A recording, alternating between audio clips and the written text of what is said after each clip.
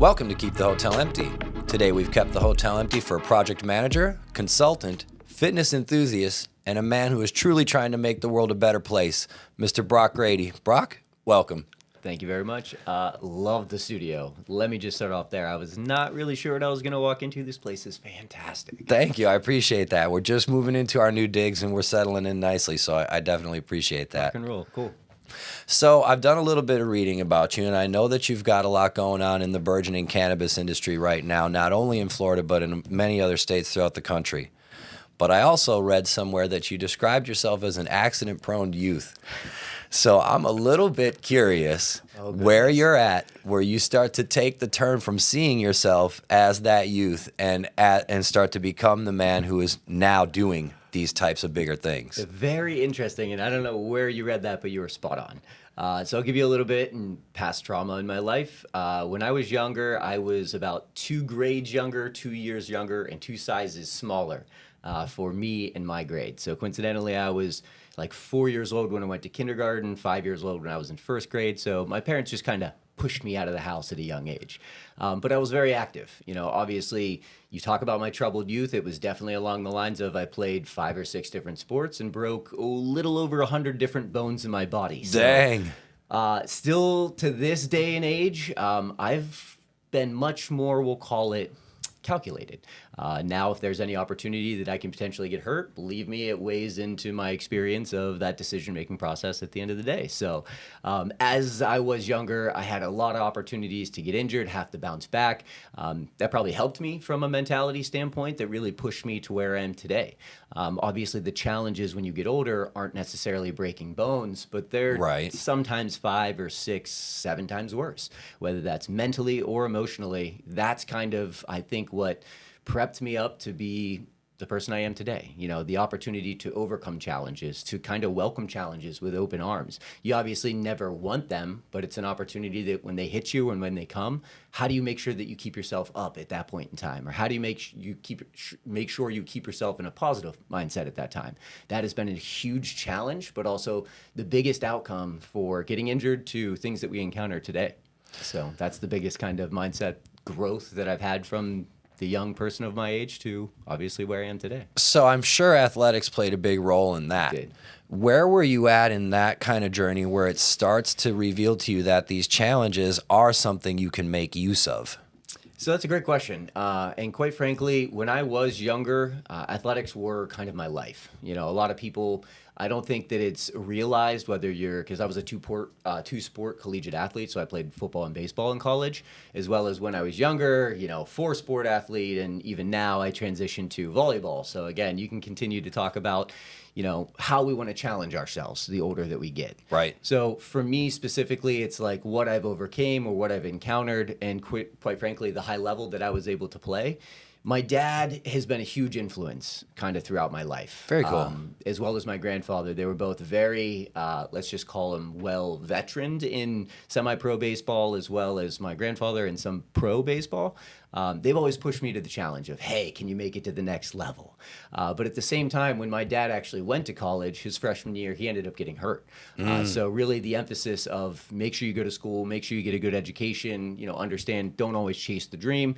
Because on the other end of the coin, the dream's not always there at the end of the day. So, did you see that as having a plan B, or did you see that as this was necessary adjunct to plan A? So I think that my overall encounters with both sports as well as the things I took out of sports, especially in the leadership realm, was all something that I was going to apply at a later point in time, whether that be through business, because even in college I launched new clubs where essentially it was called the Young Entrepreneurs Society.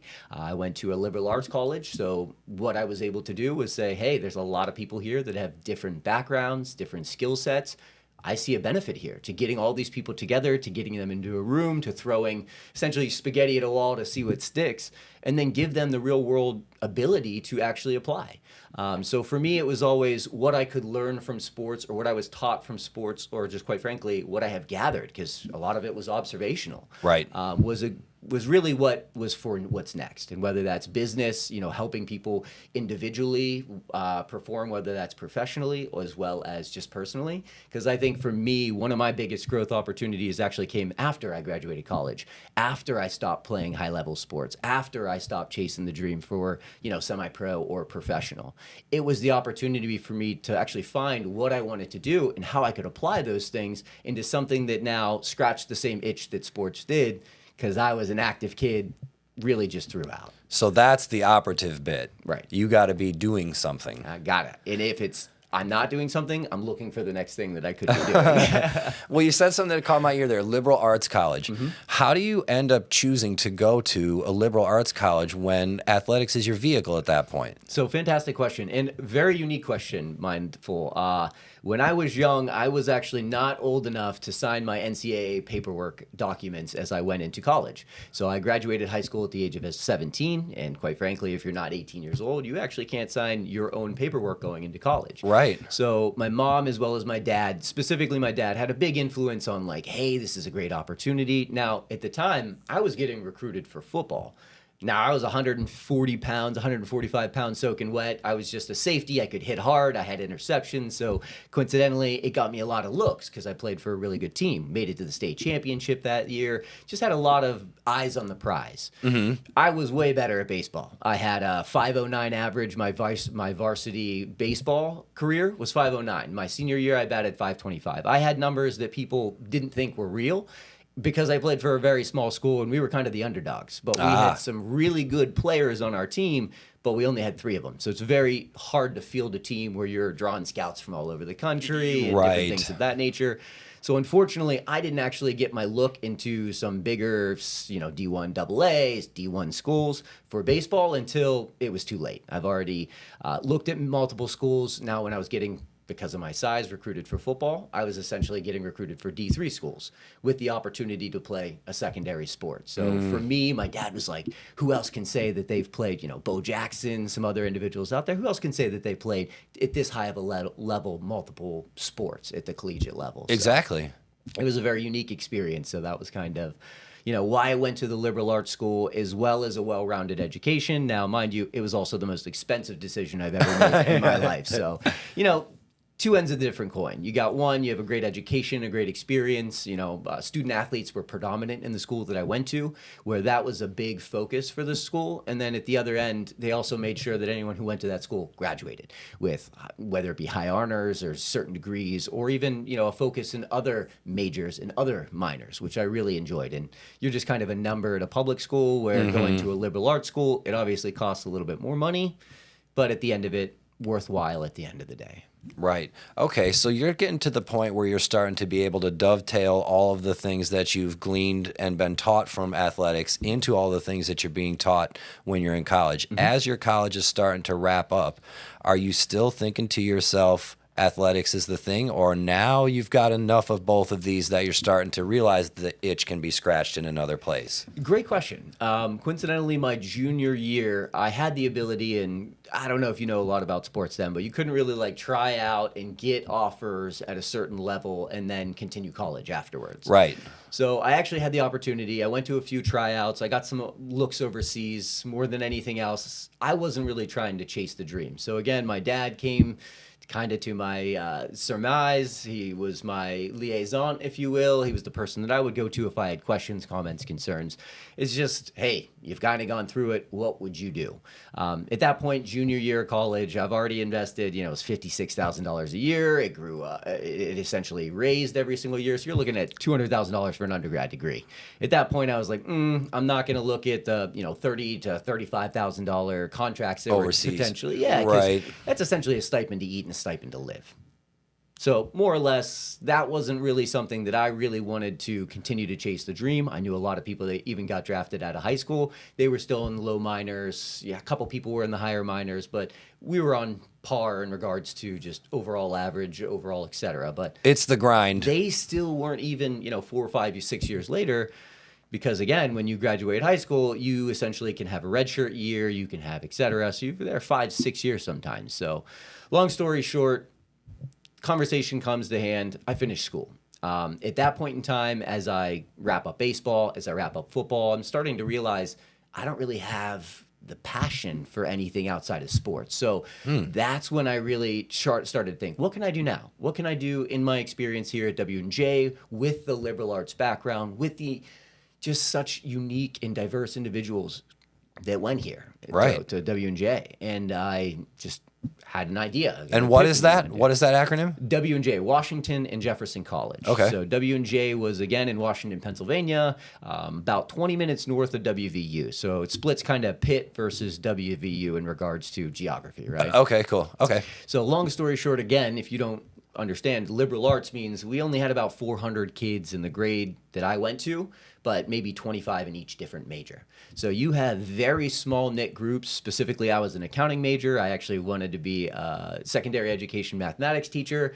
Come to find out, couldn't get into a math class my freshman year because, again, classroom sizes are very small. So it started to hinder my ability. At least that's how I looked at it as a freshman. But then my sophomore year, I realized it actually nudged me into a direction that had the capability for more money, more opportunities. Everybody needed an accountant. That's how my teacher pitched it. Day number one.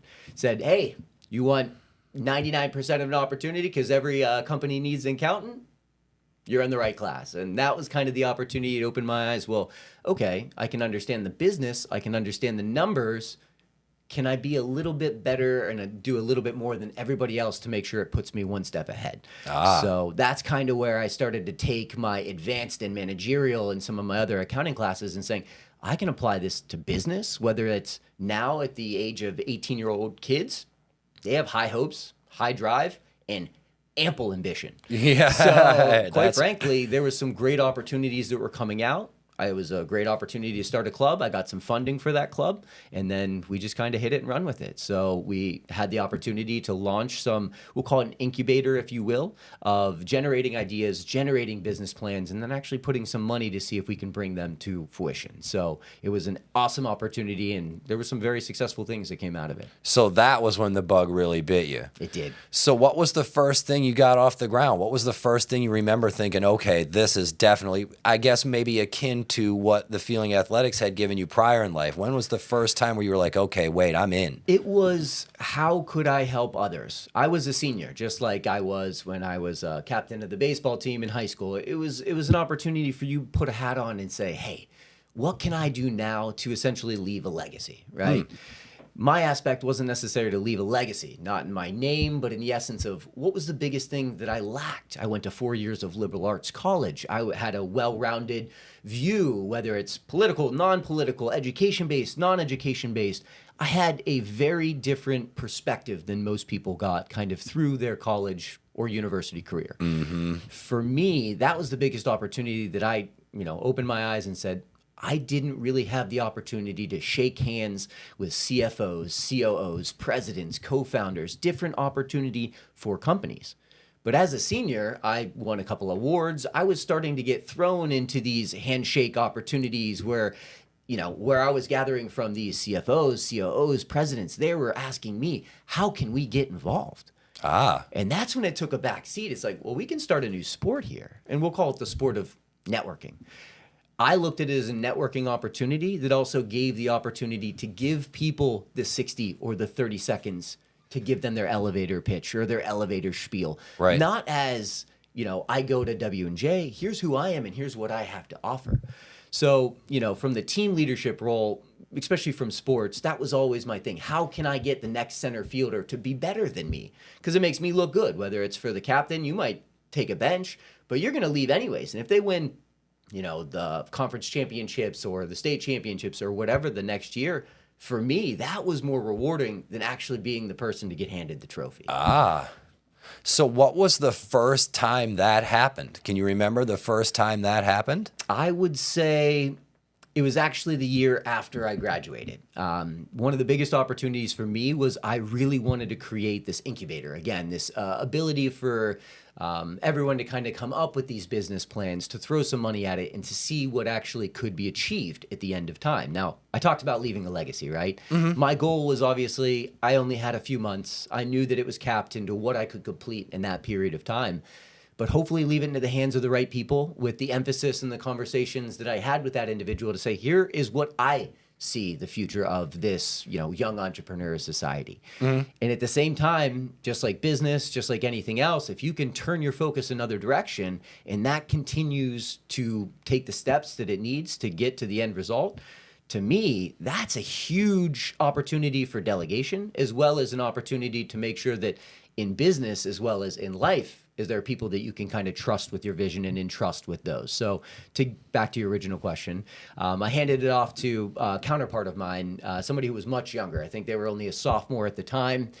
I thought that their mind as well as their skill set had ample things to offer, even though that they lacked in, we'll call it years, number of years.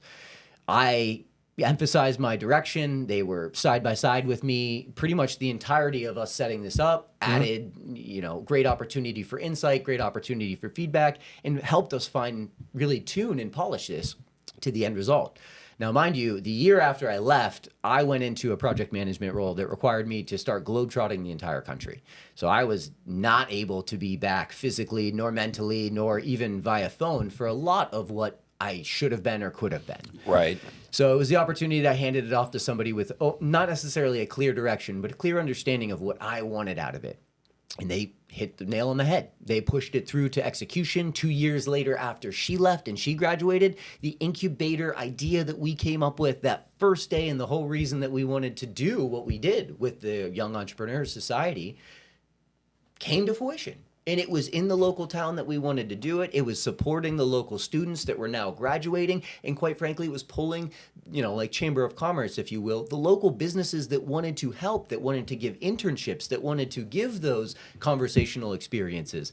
And it was much more of what I had in mind. But again, when you can entrust somebody that can bring it to execution, that's very difficult to find. And quite frankly, I like tipping my hat on that too. Kudos to that person. Kudos to, open communication, and kudos to everyone who obviously got your idea to kind of where it is today. So quite frankly, it's envision, enlighten, be informed. So that actually brought up a lot of things I'd like to ask you about. Do you find that people have the most difficult time delegating inherently because they can't find people they trust? I'd say yes and no. I think trust is a key issue, especially the later that we get, you talk about trust. And we'll go through a few experiences. It's very difficult to find people that you trust, but also for somebody to be able to understand, right? Because communication is key. So trust is one thing where you can say, hey, I really want you to do this task. I can trust a lot of people to do a task. Can I entrust somebody with a vision is a different conversation. So you're talking about task-oriented people where people, I need you to do A, B, C, and D. There are people that can do that very well. But if you ask somebody, hey, can you, here's the end goal of this result, can you make sure that this is done? If they don't have those clear and delineated steps, that there's more of a perspective gap or an understanding gap, right? So for me, it's not, can you trust people? It's, do people have the ability to take non-specific tasks and apply them to get the end result that you're actually asking? So from a business person, I never want to ask somebody, hey, can you get me to the end goal? Because they might not have the same understanding and they might not have the same vision as you. So to entrust them with something is very difficult. And that would be a fault on mine. If I asked, do I trust this person? Well, that's different. Am I asking them with the task that I am essentially delivering to them? Right. Or am I asking them to deliver the end result without clear delineated tasks? What do you think is the fundamental difference between those two groups of people? I think it's a knowledge gap from where their employees are or personnel, right? Because it doesn't have to be employees, especially if it's a team oriented. Yeah. If I know that somebody, whether it's on my team, professionally or personally, I need to ensure that their skills are where they need to be. There's a feedback loop, right? That they feel comfortable enough to be able to provide the feedback to me. And I've provided them a direction, but they need to be able to turn around and say, I'm not fully understanding what you're asking. Or can you tell me the steps that I need to get there? Right? As an employee, everyone's like, I'm getting asked. Or as a teammate, they're like, I'm being entrusted. You need to make sure you understand the vision before you start chunking through what you think the tasks are. Because sometimes you get a little bit too far down the rabbit hole and then you turn around to say, this was not the direction that we needed to go. then it's a conversation of, well, I shouldn't have trusted that person. Well, it's like, no, you could have trusted that person if you took 5 more seconds to understand where they were within their skill set, as well as the direction that they should be going, and then help them understand what is step 1, what is step 2, what is step 3, and based on priority. What do you think are some of the traits that people either have inherently or can develop that can let you know who's who in the zoo between who needs to have the tasks delineated out in steps and who are the people that you can share visions with and feel like they're going to get there? That is a fantastic question, and I'm not the subject matter expert on this, but I will point you in a direction of a book. I believe it's called The 1 Minute Manager, right? The 1 Minute Manager is essentially a book, and I'm not a reader, but if it's a leadership book, if it's a development book, and if it's something that I personally can be handed and learn something from, I'm going to learn something from it. So it was handed to me from my we'll call my retail director in my previous past life. Essentially handed us this book, wanted every one of the 32 GMs in our retail facilities, as well as all the remainder of the leaders in our business, to read this book. And I didn't understand why until I read it. Of course. It essentially kind of laid out on a grid mechanism how we need to make sure we understand that we know where our employees or our team members are at any given time. It paints a picture of essentially, and I don't want to go through the details here because I'll run down a very long tangent. Yeah, it was rabbit hole. Yeah. Just specifically, you have somebody with, essentially high hopes, high rewards, and then you have the opposite end of the spectrum. You have somebody with a very high skill set but is not motivated at all, right? Right. You can have somebody who has no skill set but has high opportunity to be taught that skill set. They can potentially be a fantastic individual for your business. Then the other end of the spectrum, you have somebody who's been in your business for a very long time. They have 5, 6, 7 years in the business. They should be your highest, whether it be classified individual, the next person to take the GM realm, the next person to get the promotion. A lot of those times, those individuals just lose motivation. So you have this wide end of the spectrum where it's like, well, what if I have somebody who's brand new? How do I interact with them versus another individual in my business? Well, you have to put them on the scale. You have to understand, do they need a lot of direction? AKA, do they need clear and delineated tasks? Well, let's look at this. Are they new? Yeah. Do they have the skill set? We're not sure yet, right? Might be an unknown factor. There's a lot of things that play into this. But if you can identify where they are on the skill set, you then determine how much time and focus, as well as what that data collective loop looks like for them to feed back to you. And that's kind of the proof in the pudding for you as a project manager. 100%. Because I work a lot of the time, I don't manage the whole sale of the team. I manage a segment of the team, or I manage the money or the decision-making process, right? A lot of the time, it's based on the autonomy that's provided. In this instance, you can understand with anyone who's on your team, who reports to you, that doesn't report to you, you can do the same exact measure, the same exact scale. How do I need to interact with this individual based on where they are today? If you don't ask that question and classify every single individual or person that you're working with, you're the only person who is going to be essentially falling victim at the end. Because if you're the project manager, you're the leader, etc., it's going to fall on you. It doesn't matter if they made the mistake. You were the one who was objectively responsible for all of the results. So in situations like that, you do see it as integral to some degree to see everyone as individuals? 4 different individuals, more or less. And it's not classifying, you're either an A, a B, a C, or a D. Right. It's saying that if you are a B, you need a little bit more support and a little bit more direction than a C and a D, right? It has nothing to do with anything more than understanding that you and I are on the same page, and we're talking about the book that I'm reading. I now give it to that individual and say, I need you to read this. And I need you to tell me where you think you are on the spectrum. And a lot of the times when they come back to the table and you start to have these conversations, they're like, I'm a B. I need direction. I need clear. And they'll put themselves in those shoes. Because we're not saying we have an issue with, how quickly you're learning things or, where you're at on the scale or on a spectrum. Right. We're just saying this is a scale or a spectrum. Can you put yourself on it as well as can I put you on it? And if you think you're here and I think you're here, well, now let's openly discuss, if you are over here, explain why.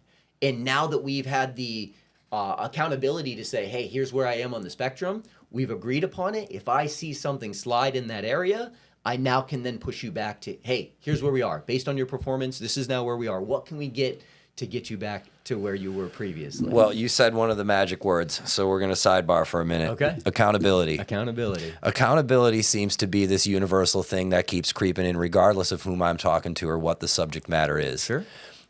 I guess we can already agree that accountability is important. It is.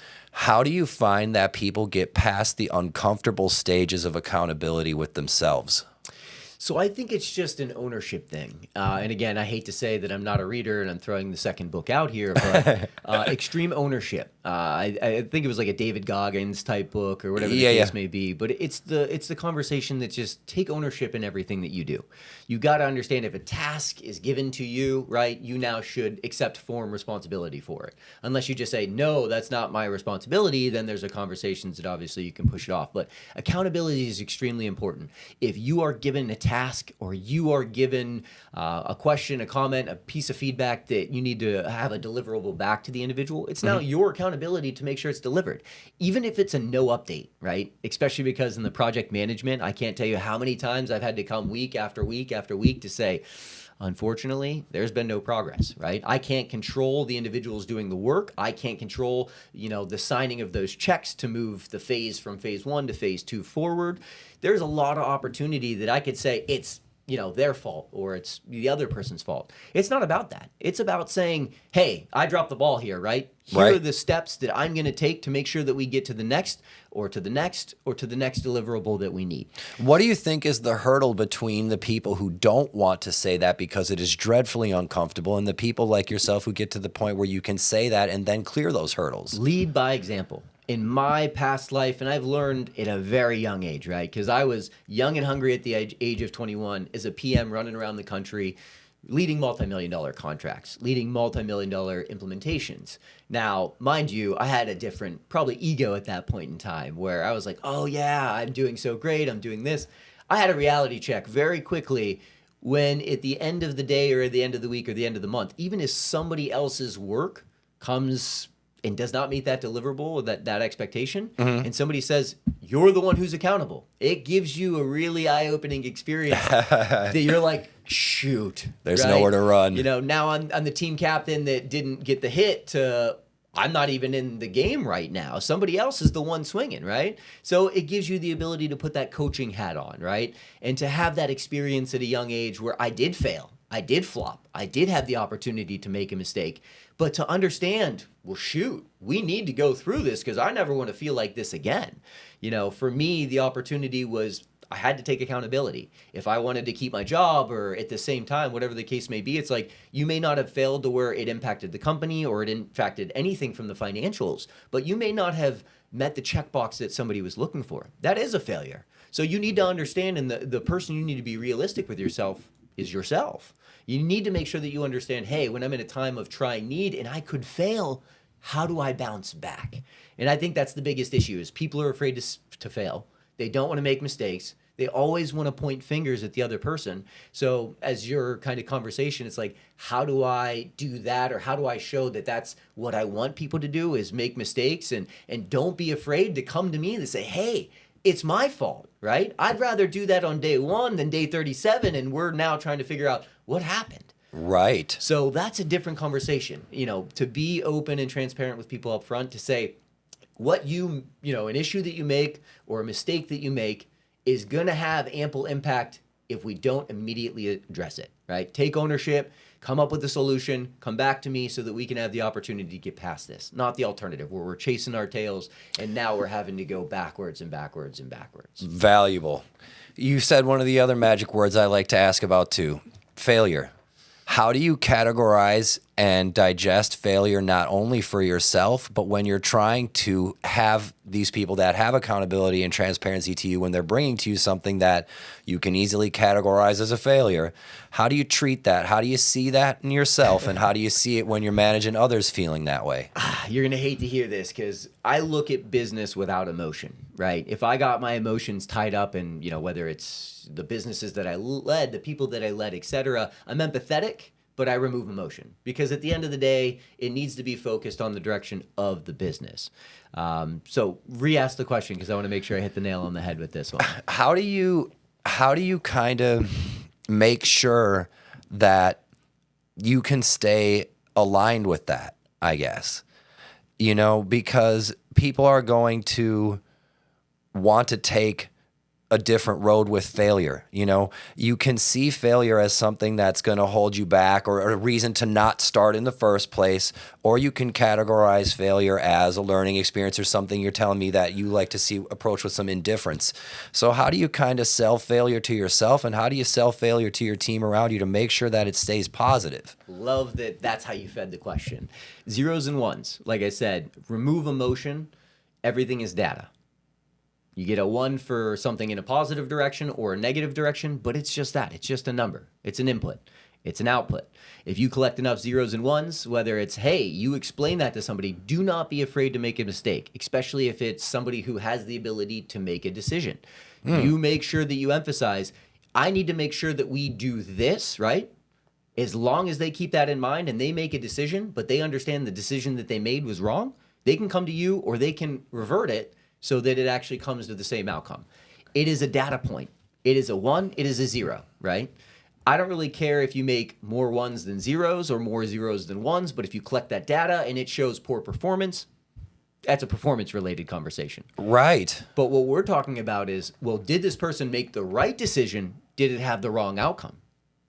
Those are two different data points, right? Did they make the right decision? Yeah, honestly, I probably would have made the same exact decision in their shoes.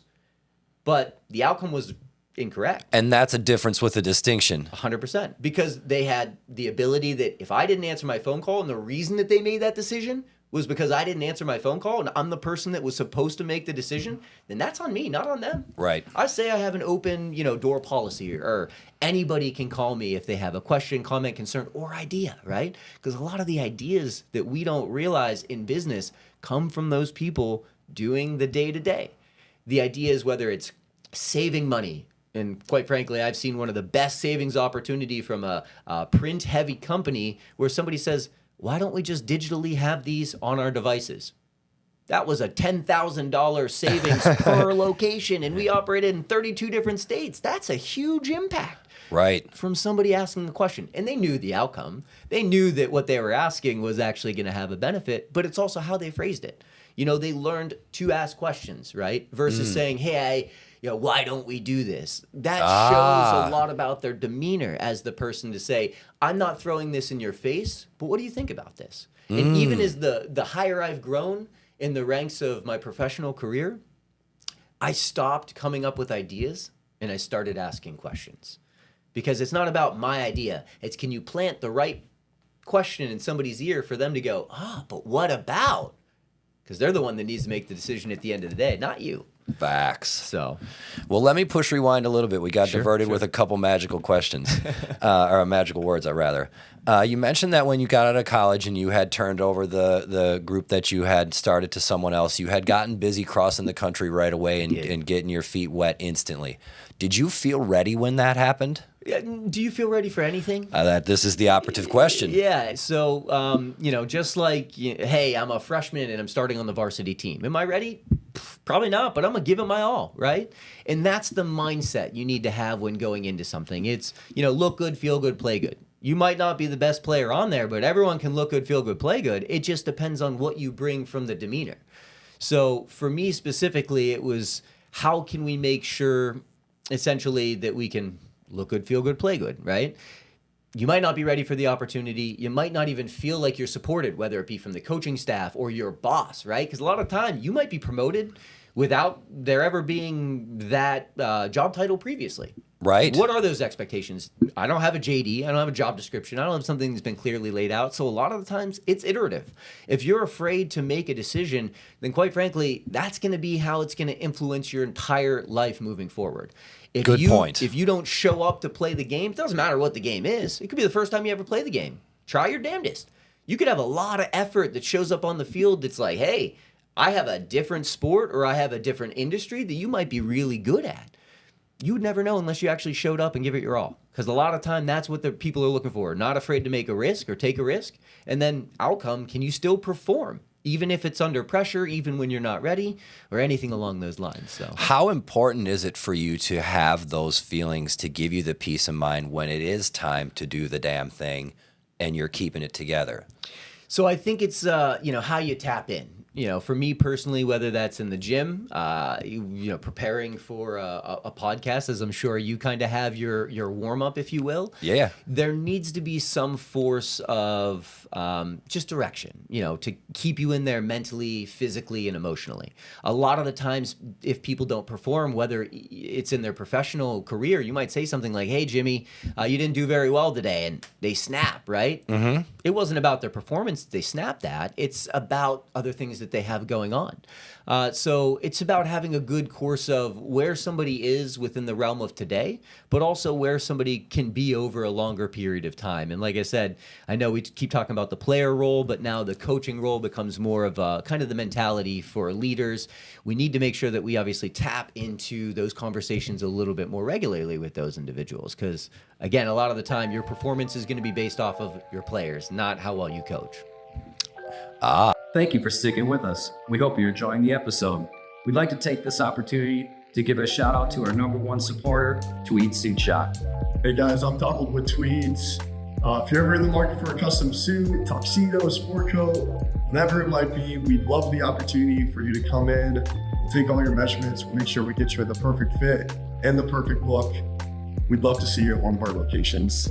So remember, if you want to give yourself fresh like this, tip to tail, see Tweeds at one of their locations in Sarasota, St. Pete, or Tampa.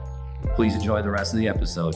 So consulting has been actually something just because of the positions I've held within the cannabis career specifically. And I can give you a little bit more about what I did within the Florida space. What's Cannabis Day One? Cannabis Day One was actually, I went from healthcare logistics. So I'll give you a little bit of background. My project management career started off in healthcare. Okay. Essentially, we were more of a technology as well as a person, aka the actual logistics behind moving specimens, pharmaceuticals, medical records, mail, etc. We were a one-stop shop. So if you look at it, we were the FedEx for hospital systems. Okay. Now, my job was obviously the bad guy. I had to come in day number 1 and say, "Hey, you're all fired." AKA in 12 weeks, we're going to be transitioning to a new company, and we're going to be the new company. So if you guys obviously want to apply, you can apply, but not guaranteed a position across the board. Now, schmooze conversation, because obviously, there's a lot of people who are going to be impacted when we would go in and make this type of announcement. But what we were bringing to the table was tracking and traceability of extremely important things like specimens, pharmaceuticals, Right. That seems like a no-brainer. Records. Exactly. So the issue with that was, let's rob Peter to pay Paul in this conversation. Well, it's like, okay, healthcare system, do you want to focus on healthcare and that be your major focus? Or do you want to focus on the liability issues that are arising from losing irretrievable biopsies and et cetera, et cetera? So the conversation was easy. We were a premium product. We would sign contracts. They would bring us in. We would implement the tracing and the trackability of every single thing that was touched and moved by our company. Now, Mindful went through a lot of experiences over 4 or 5 years, walked into essentially the cannabis opportunity, where I saw that cannabis was now still called the Wild Wild West, right? And what year was this? This was 2016, maybe 2000. Yeah, 2016. Ended 2016, maybe beginning of 2017, maybe a year prior. But essentially, I got an opportunity. Somebody brought me in and said, "Hey, we have a company who was awarded a license here in Florida, and they have no revenue. We have product. We have no way to sell it. We have no way to generate revenue." So I was like, "Oh, interesting." I read the rules, read the law. I'm a compliance nerd. We'll get much more into that here in a little bit. Where I read it cover to cover to cover to cover. And I found out you don't need to have a retail license, or you don't have a retail brick and mortar established. You can do delivery. So the company came up with the idea, let's do statewide delivery. Now, launching from Lake Wales, which is Central Florida, takes about 7.5, almost 8 hours to get to one part of Florida, and 7.5 and 8 hours to get to the other part of Florida. So as you can imagine, the logistics behind it were extremely challenging, but they gave me the opportunity. They wanted me to come in, and they said, "If you can do it, we would love you to set up our delivery service." So day number 1, hit the ground running. They wanted revenue. I gave them revenue, purchased vehicles, set up the vehicles with the security mechanisms, followed all to a T the compliance that we had to. Then we essentially started doing delivery sales. I worked with our marketing folk. I worked with our director of retail. I worked with retail because, again, simultaneously, we were opening our brick and mortar stores. So my role went from launching delivery to managing 7 different departments for that company in about a 12-month time span, all while generating all of the revenue for the company at that point in time. And we did really well because of the marketing push that we had, as well as we were one of the early licenses that were provided. Now, we didn't have the brick and mortar, but we had a free delivery charge and people were willing to try our product, and the customer experience that we provided at the door of that customer or patients in this realm was tenfold. It was the white glove experience that they were looking for. So we were now going against people who had 12 or 15 or 20 doors open at the time. We were making, good revenue off of what we were doing just through delivery, and then quickly opened our retail establishments in the next, 6 or 7 years there, or 6 or 7 months there to follow. So what was that like? What was that time like? I mean, was it just literally like a land grab? It was it was definitely a land grab, and it was the deepest pocket land grab. So that's actually why I didn't enjoy as much working in the Florida as I did within Michigan. Now, to tell you a little bit of a differences, and we'll go into the compliance regulations here in just a moment, but Florida specifically, they called themselves vertically integrated, which means you had to grow all the product in order to sell the product. This is the seed to sale. Seed to sale. So the challenges behind that are not only land, and as you presume, the land grab was one thing. That was the real estate land grab. That was how many doors can we open, and how many people can we get to walk in those doors in a period of time. Fantastic. Well, what if you don't have a big enough grow to fill those stores? That was a huge component of what you ran into early on in the cannabis life. True Leaf opened their doors. They had a delivery on Monday. They were sold out by Monday at 2:00. Right. And closed for the next 3 days. Until they got their next delivery or whatever the case may be. Right. So there was the supply and the demand challenge. You had the demand, which was tenfold of the supply. So a lot of the times what I was dealing with was, how can you sustain the grow as well as the cultivation, as well as the production, as well as the transportation, as well as the retail sales? So just to somewhat mission drift here, do you think that initial supply and demand chasm that existed here, and it took years to work out, do you think that was just a gross underestimation, or it was just a matter of that's what it took to grow it just had to get there? There was no way to meet the demand in the initial onset. I think it was a little bit of a double-edged sword here. I think the supply as well as the demand, there was definitely demand, and there's always going to be demand for what we're talking about, right? We're talking about something that has now been proven to have scientific evidence for ailments, not just of what is approved in Florida, but people who may use it recreationally that may have other ailments or different ailments for what they need the product for. Not everyone's a patient. Some people like to self-medicate. There's no issue with that. But then there's the people who are taking opioid prescriptions and different things. And that's actually the reason I got involved in Florida specifically, was because if we talk about the opioid issue that started in Florida, continues in Florida, and that we still continue to see today, the impact that cannabis was having on the 80% of our customers at that point in time that was potentially utilizing or using it for that reason is now having an impact of a better way of life. Amen to that. And when I jumped into this space, obviously in America, we didn't have long-term studies. So a lot of where I was gathering my education from, and I hate to admit this, right, but where do they have the long-term studies? Israel, other countries who have actually been studying this under a microscope, if you will, not literally, but figuratively, right? And have these 10-year plus studies. And to see what was coming from their evidence there, but now to start to see it 10 years later happening and to see those scientific evidence coming out now. Now, please be mindful. It is a product that is not meant for everyone. It is something that if we both consume it, we may have different interactions with it. So I do want to caution that it is one of those things that should be highly scrutinized, because it is, but it should not be the most heavily regulated industry in the entire country to which it is today. Right. Now, keep in mind, I love some of the things that they have in place, the testing requirements, things like that. There's other things I don't love, like the other bills that get passed where we now have things that get sold at gas stations and other smoke shops of sorts that are not tested. They are from a hemp plant. They are molecularly changed so that they can psychoactively have the same interaction. But now we're talking about having no we'll call it caution tape around those items versus the ones that are heavily caution taped. Let alone the education portion of the show. And that was my favorite part. When I actually came into, we'll call it the industry, the biggest gap was education. The biggest gap, because I was dealing with we called them patient care representatives. They were our PCRs. They were the people that answered the phone when a patient called. Because when they called, they said, hey, I just got my recommendation from my doctor. What do I buy? Right. Because from the doctor conversations, hey, I'm going to give you 500 milligrams of this or 1,000 milligrams of that. A lot of the time they would call in. What they needed was 6 of these items, and their recommendation didn't even allow them to fulfill 1 of those items. Right. So not only was it an education gap with the patients, it was an education gap with the doctors, the physicians, the people who actually qualified to write these. So from an education standpoint, I tasked a team to actually go, and was part of that team, to go and educate the doctors as well as the patients. Because patients, we couldn't do it just one individual by one individual over the phone. You needed to have a much wider reach.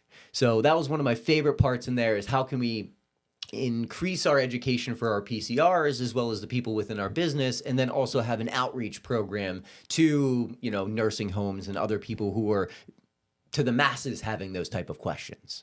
Right. So yeah, that was a big gap, I guess, for everybody in the beginning. it was indeed. So when do you see that clicking over? So we got some time. My biggest issue and concern with the industry in general is I don't think people realize it's not, when we think about who's number 1, who's number 2, who's number 3, we actually don't even take the biggest competitor into the conversation, which is the black market. Right. I've been working in cannabis for the last 7 years, and where I go to find pricing is, what's Jim and John got it on the street for? Right. Because Jim and John probably have just as good of quality, just as good as that. They're offering it for a lower price because they don't have to meet the testing requirements. They don't have to do this. They don't have to do that. Transportation is they show up and deliver it to your front door. How can we compete with that?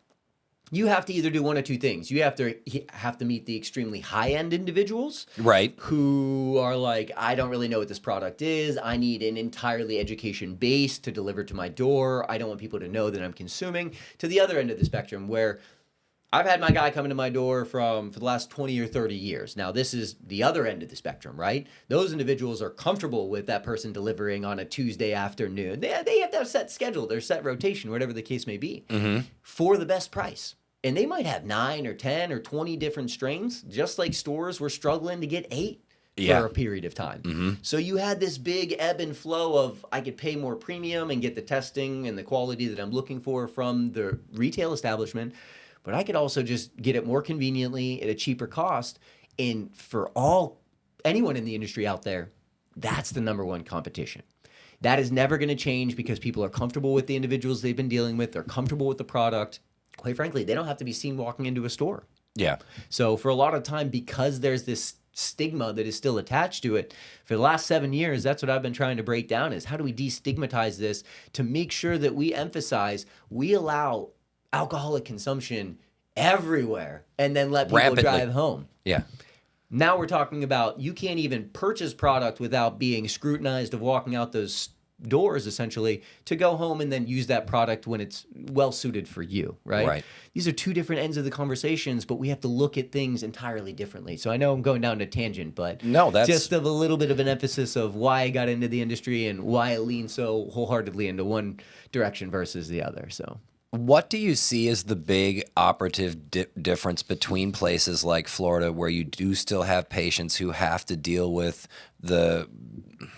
I hate to say it, but it is the stigma of it that still exists. I mean, it's been chiseled away. It's 2024, and it'll be the future tomorrow. So we're moving away, thankfully. But then you look at places like Colorado and Michigan, like you've mentioned. I've been up to Michigan, and it is very, very different. it is very different. And let me emphasize with the difference, and I hate to admit that this is immediately what happened. When medical went recreational, nothing changes with product, right? Right. When medical went recreational, all companies, because you'd be dumb not to, unfortunately, this is what it came down to. You had 98% of your sales were coming through recreational cannabis. 2% of your sales were then potentially where 100 used to be allocated. Now 2% of your sales are coming in as medical cannabis. Well, why? We didn't lose medical customers to recreational customers. No, it comes from the product side of things. We and everybody else essentially on the market essentially more or less allocated the 80-20 rule, right? 80% of what you're growing in the garden, we're going to push to recreational because that's where the sales are coming through. So people just started, we'll say, throwing all the eggs in one basket while started to very quickly remove all the other eggs from the other basket. Now, the biggest issue there was it kind of gives we'll call it a brand recognition thing. You're recognizing that we're following where the revenue is coming from versus actually coming to the patients, the customers, the individuals they've been dealing with for the last 10, 20, 30 years almost, because Michigan's been medically legal for quite some time. Yeah. And then obviously before that, the black market. But the challenge there is when you start to look at companies that are starting to invest all of their time, effort, and money into the recreational side of things, then the medical customers are the ones that really take the hit. Right. So they start to look at alternatives, but then they realize that everybody else is doing the same thing. They might throw a 10% off coupon to say, hey, purchase from our rec side, but they're still paying 18% taxes on that. Exactly. So they're still taking a hit. Right. But it's just challenging. In Florida, they're doing the opposite effect. They do not want recreational cannabis in the state of Florida. They do not. Why? Well, we already get massive amounts of tourists. We're talking about in the Upper Peninsula of Michigan, it going from less than 100,000 people that we serviced, especially even through the delivery and all the 6 stores that we had up there, 100,000 people population. I was just up there a couple of months ago, and I couldn't believe it. And what, they have 32, 38, 40 I mean, you stores can now? drive a strip 18 just on the in border Marquette. of Wisconsin and Yeah. Michigan, and there's 8, 10 dispensaries all. Probably name them all. Half of them are in Iron Mountain, coincidentally. But, Yeah. we'll go through that. But we're talking about servicing 100,000 people. But Right. when tourist season hits, you're talking about 1.2 million that come in one weekend. Right. So you're now talking about, well, where are we allocating our time, resources, and money? They don't care about the medical patients up there. They care about the 1.2 million that's going to be coming in for a big weekend or the summer weekends or whatever the case may Well, be. do you see this as kind of the Las Vegas model? Because they have extreme tourism and recreational cannabis. I would say no, because of how spread, if we're familiar with Michigan, how spread Michigan truly is. They're taking the approach to make sure that they can meet the tourists as well as the local community. The issue is, even with the companies, they're robbing Peter to pay Paul. You cannot open 2 cannabis shops in the same town. Well, why?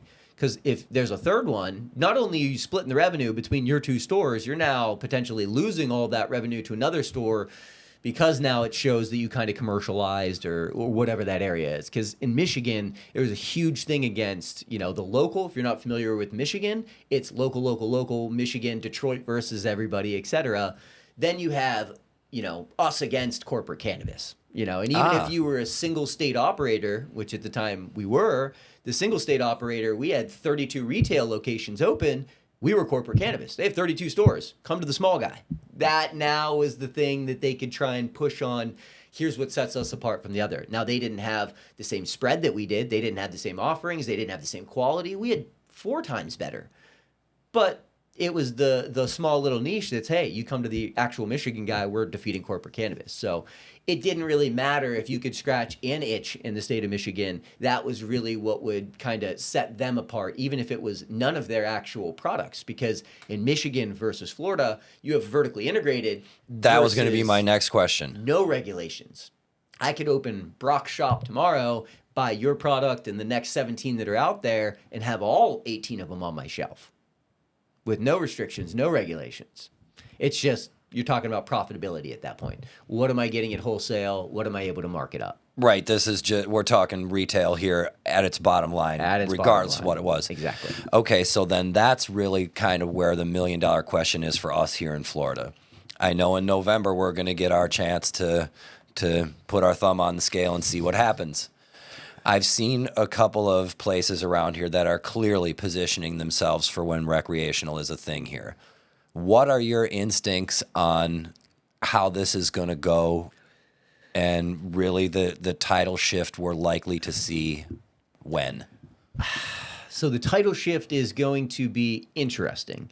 I think it's twofold, and I'll say where I think it's going to head, because obviously this is just my Right. thoughts and kind of possibly wants, is I would love to see it go into a direction that is not necessarily a rip Band-Aid off moment. One of the biggest challenges, no matter what you do, is we're talking compliance, compliance, compliance. When you do A to B or you do B to C, there are going to be rules and regulation changes. The biggest difficulty for me is seeing those rules and regulations come after the decisions are made. And that's how other states have done it, correct? Yes, and we're talking emergency rules. Like Minnesota and Illinois, this was kind of what happened to them, right? Yeah, there was this ebb and flow. Now, emergency rules are a little bit different than kind of the signing, right? There's a signing opportunity where you can sign, and just like Michigan, it's legal, but it might take 4, 5, 6 months to actually become recreationally legal. Exactly. Okay. Yeah, so this there's is that- what I'm kind of asking how you see this is going to unfold in Florida. So there's obviously going to be a learning curve. My thing is that learning curve needs to start happening now. The issue that they don't do is they don't start thinking about, well, what do we want these compliance constraints to look like? Can we approve them now before we actually have the approval happen?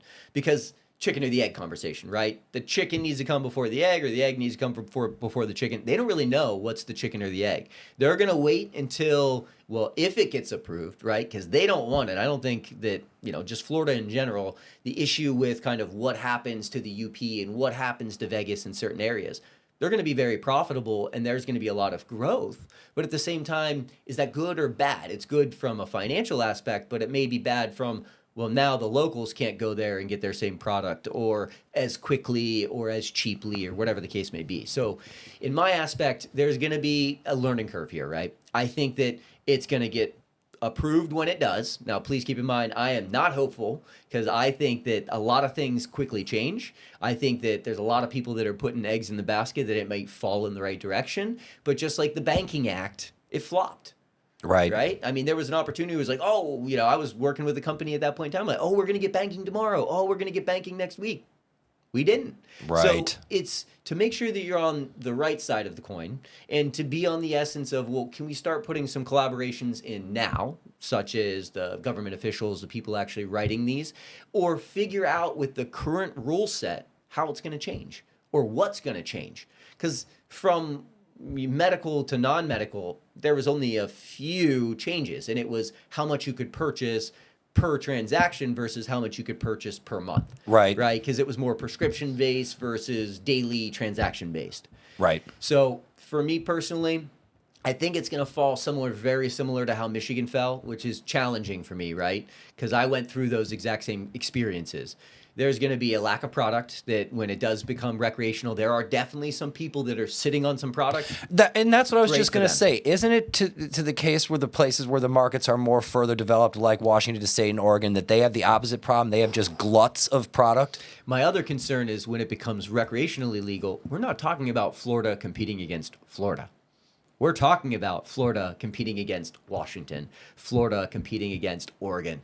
You're talking about people sitting on hundreds of thousands of pounds of product. Right. And that's a real thing right now today. If you recreationally legalize it, I'm not worried about, the Cureleaves, the Cure Leaves, all the big names that are down here in Florida. I'm worried about the people that are ready to drop ship 100,000 pounds or, 50,000 pounds from the states that they've been just cultivating and cultivating and cultivating. And that the next conversation is, well, that product could be old. People don't care. If you sell to a cheap enough price point to the masses that can now potentially get delivered through the mail, that's now what we're potentially Not talking to mention about. the fact that we're not talking about hay bales in a barn. Nope. No, we're talking about vacuum sealed, Yeah. well curated, well organized, down to the terpene profile and the percentages that, quite frankly, are probably better than half the stuff we've seen in Florida to date. Right. Because I have some cultivation, just knowledge and experience from the people that are down here. Mm-hmm. There's some great grows down here, and there are some not so good grows down here. Right. And I've luckily had the ability to be in some of them that are fantastic, and to see some of the changes that are happening gives me high hope for the ones that are currently licensed now. But then again, you talk about recreationally doing it. You're now going to open the mom and pops. You're now going to open the opportunity for non-licensed product to be sold to the masses. So that's really where that challenge is. You're going to create 2-hour wait lines at certain stores, and then the offset, I don't want to wait in 2 hours, so now I'm going to go back to Jim and Joe. Right. So And that has played itself out in California and Washington and Oregon.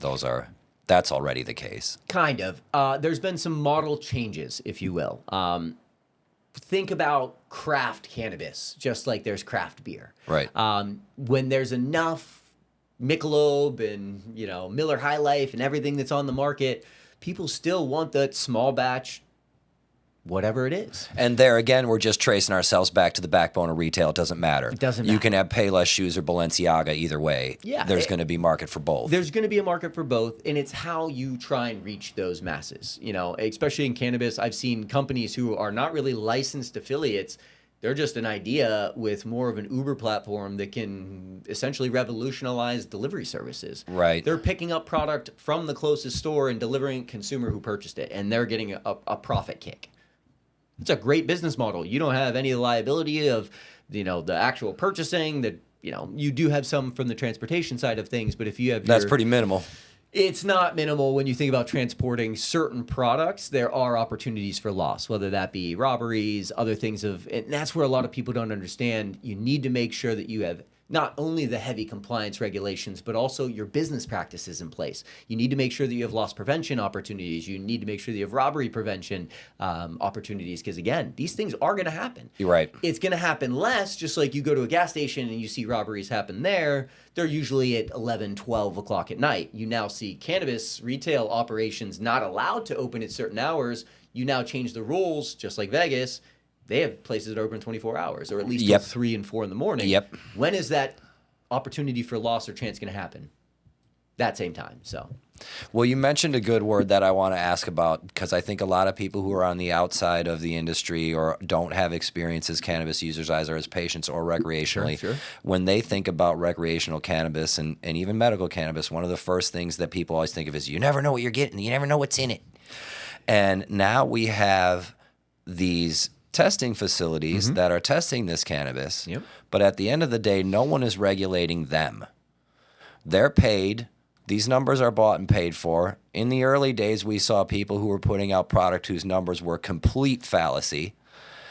Where and how do we get to the point where the people that say, I don't know what I'm getting, can actually really trust and know what they're getting? So that is a hysterical question, because I've actually never heard it phrased that way. But you're actually not too far in left field. When it came to, and I can obviously give you a left and right different, but I'll generalize it.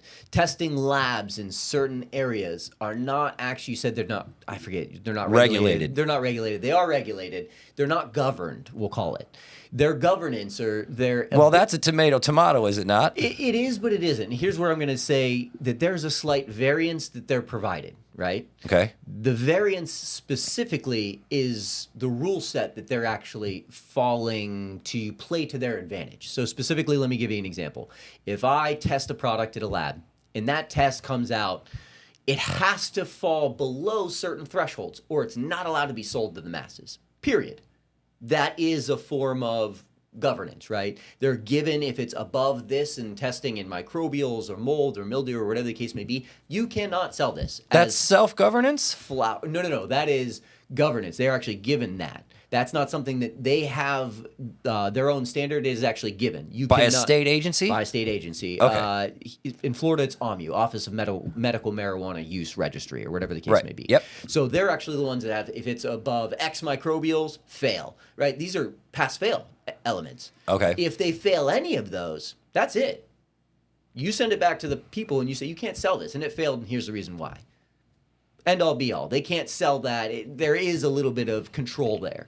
The only reason I'm saying there's a little bit of control there is there's a little bit of lack thereof control. You now give that same check and balance, right? Where you have, I passed all these tests. I checked below certain threshold microbial, mildew, et cetera, et cetera.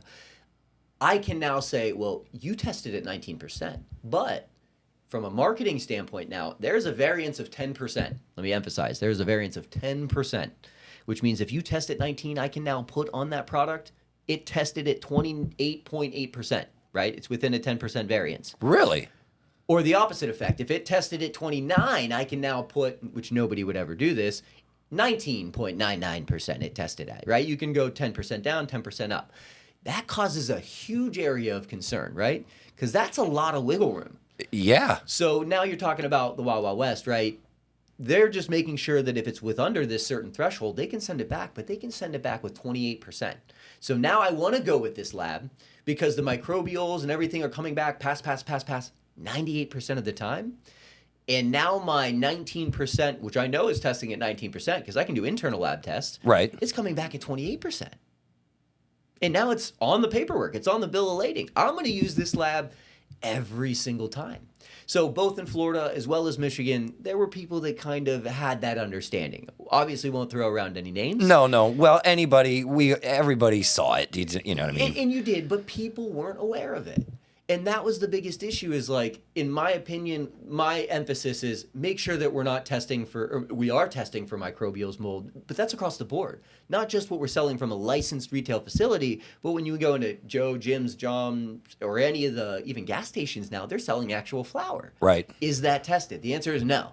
It is not tested. There is no rules, regulations, or legitimacy behind the testing of their products. You have no idea what you're actually purchasing and if it's testing for certain microbials, mildew, or anything that could come out of that, as well as remediation tactics, which we don't want to get too far down a diverted path. Yeah. But that's the difference between what's being allowed and what's not being allowed, or what's being allowed with extreme limitations and regulations.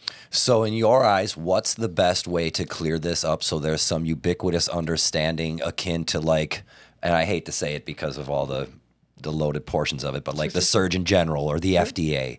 Well, there needs to be like I said, the initial checklist. What are the actual under or over thresholds that is allowed?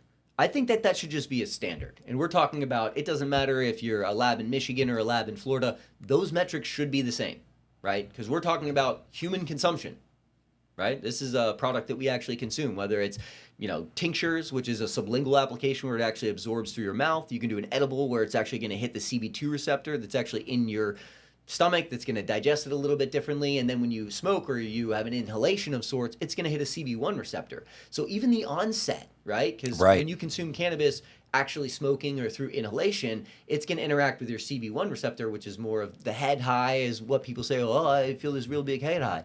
Okay, well, if you consume an edible or you ingest it, it's going to have more of a euphoric that's kind of like the couch lock, right? In the couch. That's what a lot of people say, or how they associate with it.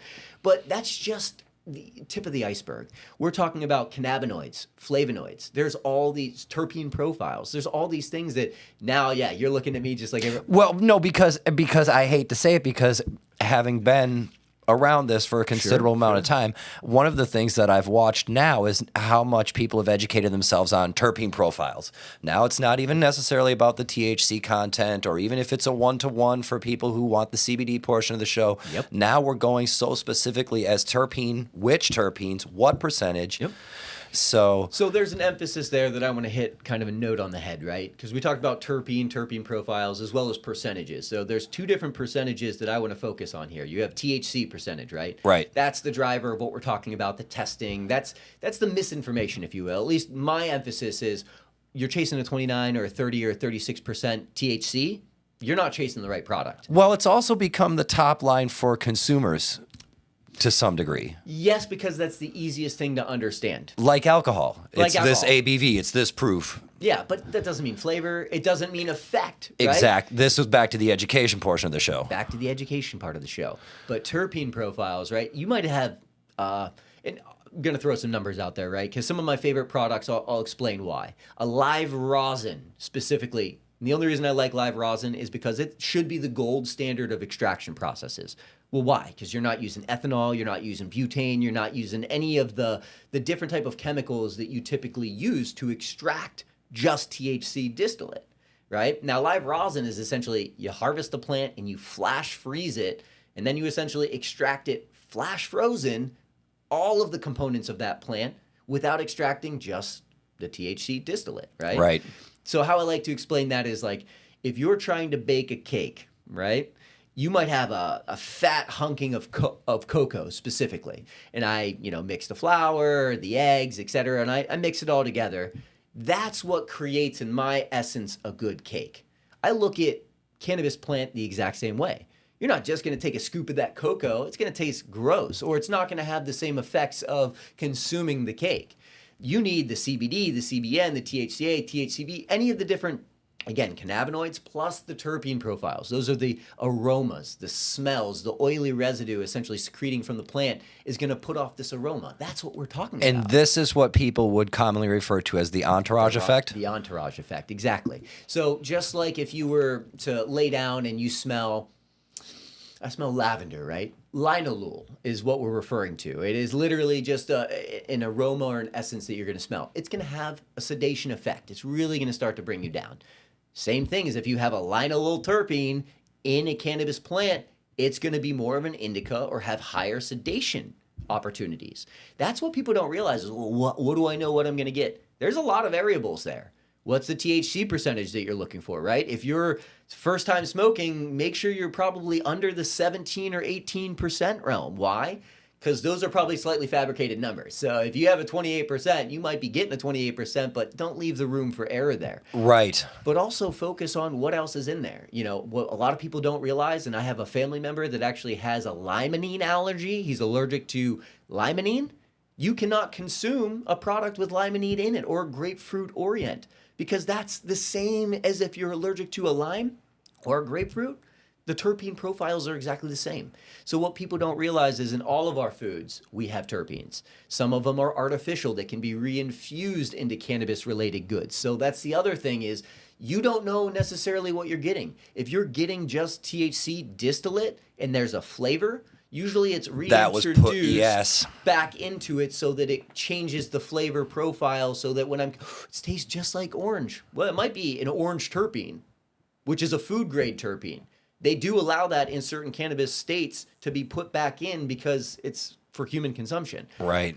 There's a lot of other chances, though, that if you're just extracting the cannabis plant itself, you're only getting the terpenes from that plant. So that's why when I say live rosin is you're doing a flash frozen extraction, you're flash freezing that plant, you're keeping all the great components of that plant, and then you're extracting it specifically where you're going to keep the high terpene, you're going to keep the high flavor component, et cetera, et cetera. So is this the same theory of like the ice water extraction? Yes and no. That's going to be more of a what I like to call bubble hash. Right. These are very similar. So what you're talking about is a very what's the word I want to look for? Specific extraction method that does not include other chemicals. And this is why I wanted to ask this. Do you think do you get a sense of, or in your opinion at all, that these are the kinds of ways that things are going to have to go as this becomes more broadly available because these are the things that will make it more broadly acceptable? Unfortunately, no. And the alcohol industry is the reason it's like, okay, well, if you are given a really good beer, are we still going to have a really crappy beer for $7.99 a case? The conversation is yes. You have a price component for a consumer that's always going to purchase that $7.99 a case. Then you have what we're talking about, which is more costly to produce, more costly because now you're spending your higher buds or your bigger buds to get the better quality of what you're producing. You have to meet both ends of the spectrum. Unfortunately, I just think that the way society and our just purchasing power, right? Because I've ran the 32 plus retail establishments, 16 plus delivery, and we had the high-end delivery where all they bought was the $70, $80, $90 units. Right. And then you had the other end of the spectrum. How much can I buy for my budget?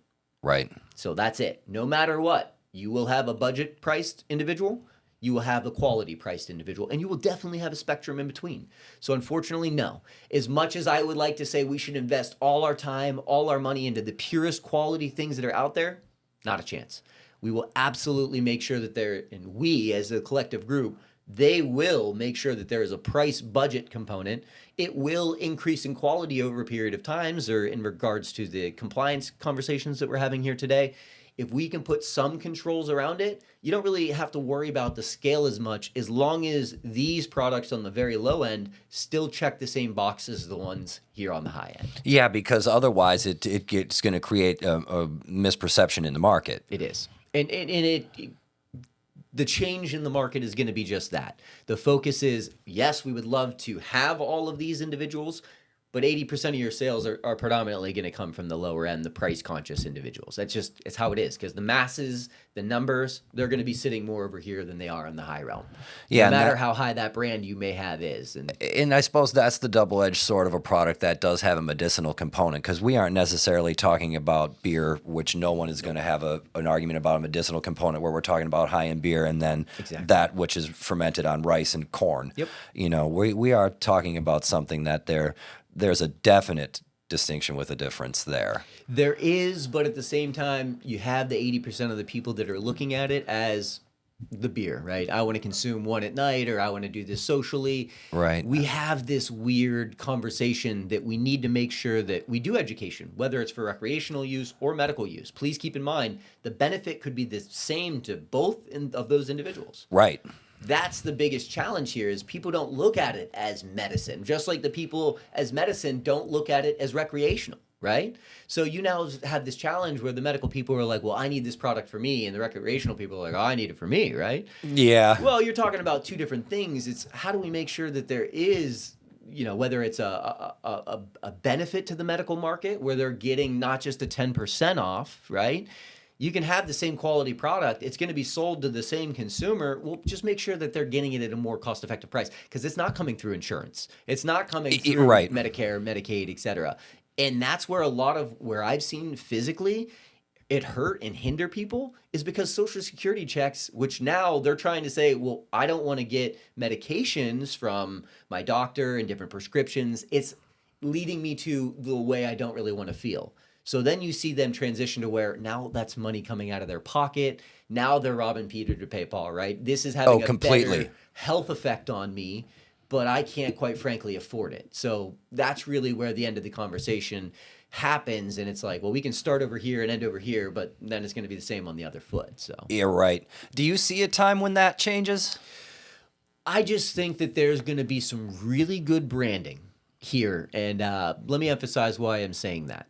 I think that there's going to be a stance, right? Just like, you know, you see some alcohol companies putting out non-alcoholic beer, right? They see that there's this change, or they see that there's this wiggle. And I hate to keep, you know, relating everything to alcohol. I just don't drink. I don't really either, but it's the only like analogous thing, but it's so apples and oranges-y. I'm with you on that. And the reason I like to bring the comparison is because, you know, there was a change because of X, and then there was a change back because of Y, right? We've seen that similar with, you know, the war against drugs and all this other stuff. And tobacco, any vice product kind of has that. Exactly. But where, again, I see the ability is there's going to be brands that are going to factually stand on, we're a lifestyle brand, right? There's going to be brands that are, we're sheerly a medical brand. We help the patient do X.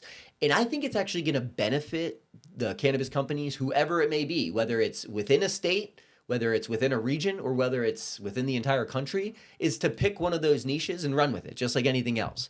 I think the lifestyle brand is going to be extremely important, because what we've learned from the numbers in Michigan, and this is public knowledge, you can go on there and see how many recreational sales versus how many medical sales. They are skewed because, again, if you're a medical patient, you can purchase recreational for slightly cheaper. So there's definitely some skews there, but not to what you understand. The basket over here is way smaller than the basket over here. Yeah, we're not making up for that gap. No. And again, I think from a lifestyle brand, people are really looking for, well, I don't, just like you and I, right? We don't really drink that much. I don't, like I said, for a celebratory occasion, whatever the case may be, might have a glass of whiskey, whatever the case may be. That's about where I'm at. But that's it. I personally don't like the effects that the next day, the next 2 days, now that I'm to the age that I feel it 2, sometimes 3 days later. Same. Holy moly. But it's now to the essence of people like to go for hikes. People like to interact, but they still like to socialize. So there's this gap in, well, how do I socialize while still having a good time, but also still don't get looked at because I don't drink, right? For me personally, I get the first thing is like, oh, well, why aren't you drinking? It's like, I don't drink. They're like, why, right? Like the question should be like, oh my goodness.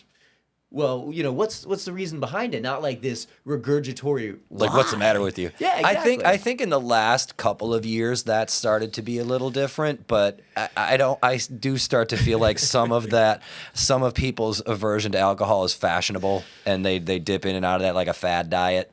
It's for me, and honestly, let me emphasize why I like bars and why I like, you know, the communal gathering. I think it's just that. I think we look and urge and yearn, and there's only one place that I can make the argument that is a similar context of actually doing what a bar does, and it's the gym.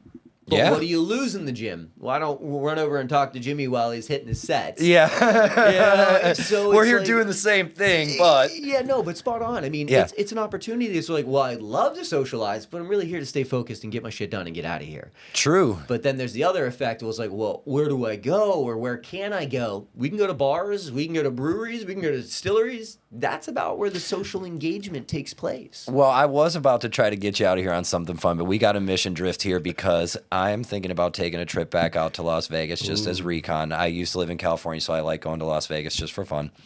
And I where know you're going with this. and I know they have, since I was there in February. In April, they opened their consumption lounges. Did indeed. So where do you see the future of consumption lounges? Because this is one of the things that I personally have, I hate to say it, but I have a beef with. I want to go out and socialize with people and not have alcohol be a fucking part of it. I'm looking forward to, and I'm not exactly a kava bar guy, not that I have anything wrong with that. Right. I certainly don't. Sure. But I'm wondering where you see the future of consumption lounge going now that we're starting to peel that lid back a little bit. The future, period. And I'm going to leave that open-ended because this has actually been one of my, again, compliance. My last 5, 6, 7 years, I've been trying to navigate what are going to be the challenges in this space. So I'm not going to provide a lot of detail here, but if you want to have a further conversation off air, this has been a focus of mine for the last 7 years. I think it's going to be the future. I think it's going to take a lot of people some time to figure out, who, what, when, where, why. Right. I think it's going to be a gap of how to have product on site from a compliance standpoint without having the legality of people bringing non-licensed product on site. So there's going to be a little bit of a gap here. And again, I am all aboard, but I don't want to give my business plan away for what I have in mind for this. Of course. But looking around your studio, very keep that in mind in regards to it needs to scratch an itch, right? Yes. In my aspect, it's going to be a partnership type opportunity where it's going to be a collaborative conversation between the space and then the company that's providing. And what I mean by that, it could be multiple companies, right? Because if I was going to do it right, I wouldn't isolate myself to only have one company be able to bring product to me to be able to sell to the masses. Right. As well as some other challenges that have been navigated in California because they're 8 years ahead of us at least on this front. There's some very exciting things that you could do to actually have like a pickup type delivery where it's, make sure it's the person who purchased, lack thereof a cash exchange because minimizing cash exchanges are going to be extremely important. But there's going to be technology that's going to make advancements in this field, as well as honestly, there's going to be a few people that are going to come up with a great idea and are going to execute it to perfection. I think it's going to be very few and far between on who actually hits the nail on the head and who does not, but it's going to be strategy. It is not going to be the companies that are opening it above the cannabis retail stores. I don't think that those are going to be the places that are going to be successful. Yeah, they're going to be the niche ones that they're going to walk upstairs, they're going to smoke a joint, be like, oh, awesome, I smoked inside this. Now they're going to walk outside and see police sitting in the parking lot like, ugh, Yeah. probably shouldn't drive away from here now. So it's, how do we make sure that we're able to create a safe environment? Because that's the number one thing. Yeah. Number two, have some partnerships in the realm, whether that's through Lyfts and Ubers and local transportation, because I think that's where another huge factor is going to play a part in. And then number three, it's going to be the partnerships within the organizations that can bring quality product to them quickly so that they can consume on site. I think those are going to be kind of the three quick hits that if you focus on those three from the business model standpoint, I think that's what's going to make someone successful, as well as entertainment. Entertainment is going to be key. How do you keep people there? How do you get people there? And quite frankly, how do you make it that that's the new place to commune? Right, because that's the operative bit that really people are looking for. Yeah, that's what I'm looking for. That's what you're looking for. Yeah, and that's why I wanted to dig a little bit on that one, because I think that's a huge part we got to get the lid open on. I agree. All right, well, let's get you out of here on something fun. Okay. Given that you've got visions for the future and you've been around long enough to see some of the writing on the wall, if you could make one change, wave one wand, whatever it was, to help create these number one safe environments where these products can be consumed safely, responsibly, this community can be, whether or not it's here in Florida or something that you think needs to happen ubiquitously in the United States, what would it be? I think it's generalizing the compliance and like actually figuring out what we need and want. Right, we have FDA, Food and Drug Administration. You have all these different things where these rules and regulations were put in place to keep us, right, health and safety is the main focus here. If we could figure out, and I can't believe that there are differences between state to state requirements, right? Is how can we factually understand what we need to be looking for both in food as well as cannabis related products. I think they're similar to your point. It's how do we tighten the reins on the testing components so that it's not as ambiguous, right? It's not as room for left or room for light as we talked about, the 10% variance, et cetera. That if we could fine tune and really understand what we need for the industry in general to just blanket that. Make sure that we're holding it accountable for even the hemp-related products. Because I understand that there are great opportunities for hemp-related products, CBD, et cetera, things that do not need to go through the same, loopholes that we had to go through for, non-hemp-related goods, but keep them the same. There should be no differences in what you're testing a certain flower for, whether it's hemp-related flower or non-hemp-related flower.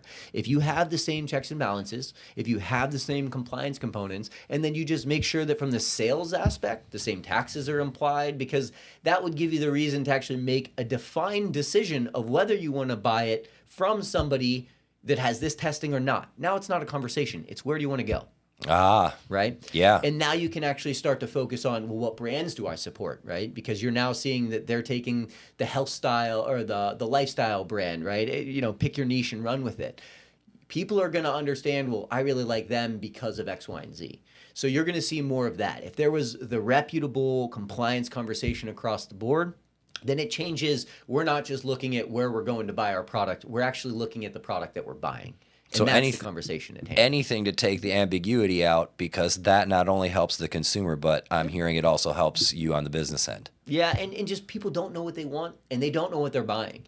And the person who's selling it to them is going to give them, just like we called it earlier, the elevators pitch, the 30-second sales pitch. They're not going to give you all the stuff you don't want to know, or quite frankly, you don't know to ask. More powerful, the latter. Yeah. Well, Brock, I can't tell you how much I appreciate you coming down and sharing. We definitely got to do this again after some of this tide starts to turn. So I can't thank you enough for taking your time, and I really appreciate it, man. Rock and roll. Thank you so much. Thank you, brother. Yeah.